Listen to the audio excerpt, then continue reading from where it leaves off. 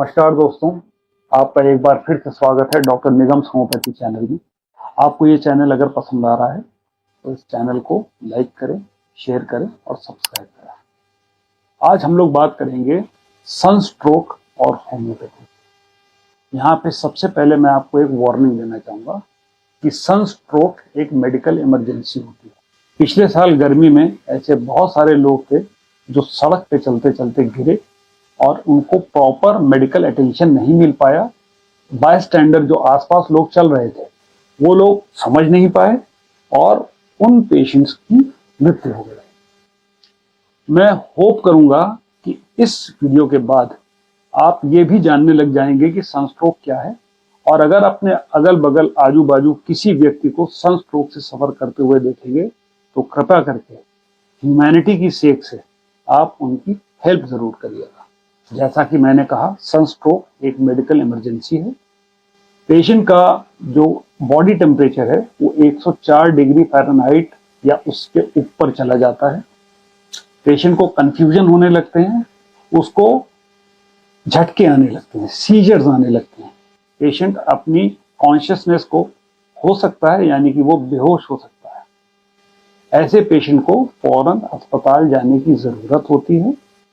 Homeopathy की दवा emergency medical service के साथ देने में पेशेंट को जल्दी रिलीफ मिलता है और मृत्यु से उसको बचाया जा सकता है।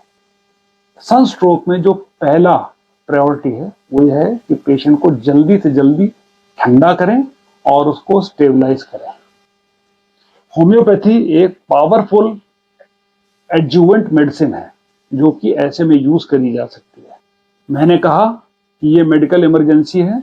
होम्योपैथी आप शुरू कर दें और पेशेंट को हॉस्पिटल में एडमिट करा दें, ये जरूरी है, क्योंकि पहले 30 मिनट, पहला आधा घंटा बहुत इंपॉर्टेंट है पेशेंट को बचाने के लिए।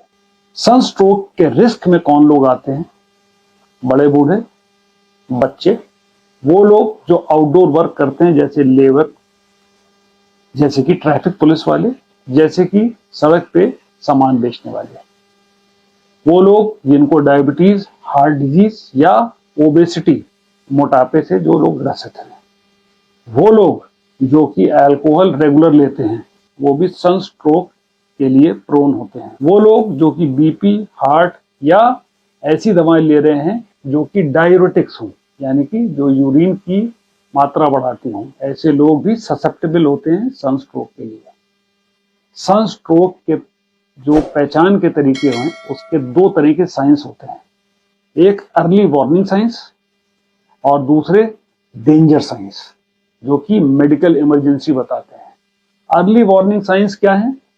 पेशेंट को डिजीनेस होने लगे, चक्कर से आने लगे, कमजोरी लगने लगे, सिर में दर्द होने लगे, बहुत ज्यादा पसीना आने लगे, उल्टी की फीलिंग हो या उल्टी हो और हाथ पैरों में ऐंठन होने लगे, ये अर्ली वार्निंग साइन है। इसके लिए हीट एग्जॉशन वाले वीडियो में मैंने दवाएं भी बताई हैं जो कि होम्योपैथी में यूज होती हैं। डेंजर साइंस क्या है?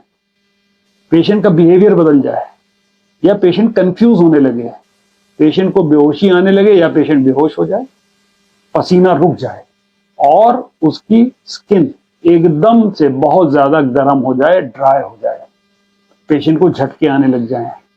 ऐसे में आपको इमीडिएटली एक्ट करना है।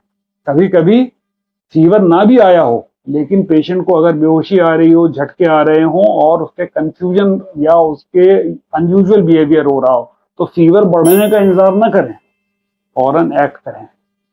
और अगर आप के आसपास आप ऐसा होते हुए देख रहे हैं तो आपको क्या करना है? सबसे पहले तो आपको पहचान लेना है कि इस बंदे को सनस्ट्रोक हो रहा है। दूसरा, ऐसे बंदे को आपको उठा करके ऐसी जगह पे रख देना है जहां पे शेड हो, पेड़ के नीचे रख दें या ऐसी कूल वेंटिलेटेड प्लेस में रख दें, कहीं कूलर वूलर चल रहा हो वहां रख दें। फौरन मेडिकल हेल्प कॉल करें। मेडिकल हेल्प जब तक आ रही है तब तक पेशेंट के कपड़ों को, उस बंदे के कपड़ों को ढीला कर दें। नॉर्मल या हल्का ठंडा पानी उसकी बॉडी में डालें, उसको भिगो दें, उसको पंखा झलाएं, कोई एक व्यक्ति उसको पंखा बराबर झलता रहे। अगर हो सके तो उसके कोल्ड पैक्स जो पानी है उसमें तौलिया डाल करके, ठंडे पानी में तौलिया डाल करके उसकी नेक में, उसकी आर्मपिट में और उसके ग्रॉइन में लगाएं। फीवर आने का इंतजार ना करें। उस बंदे को कॉफी, टी या शुगरी ड्रिंक्स ना दें, अल्कोहल तो कतई ना दें। उस बंदे को प्रॉपर पोजीशन में लेटाएं, यानी कि पेशेंट को लेटाल दें और उसको एक साइड में करवट लेकर के लेटाएं। अगर झटके आ रहे हों तो उसको ध्यान रखें, उसकी जबान कटने से बचाने के लिए उसके दांतों के बीच में कोई चीज लगा दें। पेशेंट अगर कॉन्शियस है तो ही उसको ORS दें या पानी दें। अगर पेशेंट अनकॉन्शियस है या उसका बिहेवियर में कंफ्यूजन है, अबनॉर्मल बिहेवियर है, तो उसको पानी और ORS मत दें। रुके रहें जब तक कि मेडिकल हेल्प ना आ जाए, आप वहां रुके रहें। आप याद रखें, आप ये काम जब करते हैं तो आप मानवता की सेवा कर रहे हैं। यहाँ पे मैं एक बात और बताना चाहूंगा कि ह्यूमिडिटी का क्या रोल है। देखिए, अभी तो सूखी गर्मी पड़ेगी, लेकिन जब बरसात हो जाएगी तो गर्म के साथ साथ ह्यूमिडिटी भी हो जाएगी। ह्यूमिडिटी में 35 डिग्री जो होता है टेम्परेचर बाहर का, वो 45 डिग्री के बराबर होता है। ऐसे में ध्यान रखें, हाइड्रेट रहें, थोड़ी थोड़ी देर में थोड़ा थोड़ा खाना खाते रहें, ढीले कपड़े पहने, थोड़ा थोड़ा आराम करें काम के बीच में, और आराम जो करें वो शेड में या वेंटिलेटेड एरिया में करें। और इन्फेक्शन से बचने के लिए फ्रेश फूड खाएं, बाजार के खाने से, रखे हुए खाने से दूरी रखें और सेफ वाटर पिएं। ये ह्यूमिडिटी के दौरान करने की जरूरत है। 5 होम्योपैथी की दवाएं जो कि सनस्ट्रोक में काम करती हैं वो मैं आपको बता रहा हूं। इनके बारे में मैं पिछले वीडियोस में बता चुका हूं, इसलिए केवल दवा का नाम बता रहा हूं। पहले नंबर पे ग्लोनाइन, दूसरे नंबर पे बेलाडोना, तीसरे नंबर पे जेल्सीमियम, चौथे नंबर पे लैफिचिस और 5वें नंबर पे नैट्रम कार्ब। ध्यान रखें, फर्स्ट एड का एक प्रोटोकॉल है, MCHC कहते हैं इसको हम लोग। Move to shade, cooling, hydration and circulation. ये सारी चीजों के डिटेल्स मैं आपको पहले ही बता चुका हूं। अब बात आती है कि जो व्यक्ति सनस्ट्रोक से गुजर चुका, वो हॉस्पिटल से घर आ चुका, उसके लिए क्या करना है। उसके लिए मैं आपको 4 चीजें बताता हूं। उसको रेस्ट करने दें, और रेस्ट डार्क कूल रूम में कराएं। उसको धीमे धीमे काम में लौटाएं। उसके काम के लिए ग्रेजुअल री एंट्री होनी चाहिए। सन में भी उसको थोड़ी थोड़ी देर जाना चाहिए, जल्दी जल्दी नहीं जाना चाहिए और ज्यादा देर के लिए नहीं जाना चाहिए। डाइट में उसको आप लाइट हाइड्रेटिंग फूड दें, जैसे कि कुकुम्बर, मेलन, कोकोनट वाटर। और चौथी चीज, होम्योपैथी की दवा नैट्रम कार्ब और सेलेनियम हेल्प करती है आफ्टर इफेक्ट को मैनेज करने के सनस्ट्रोक में।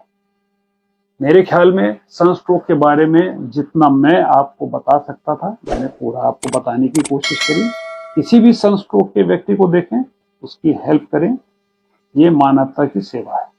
धन्यवाद।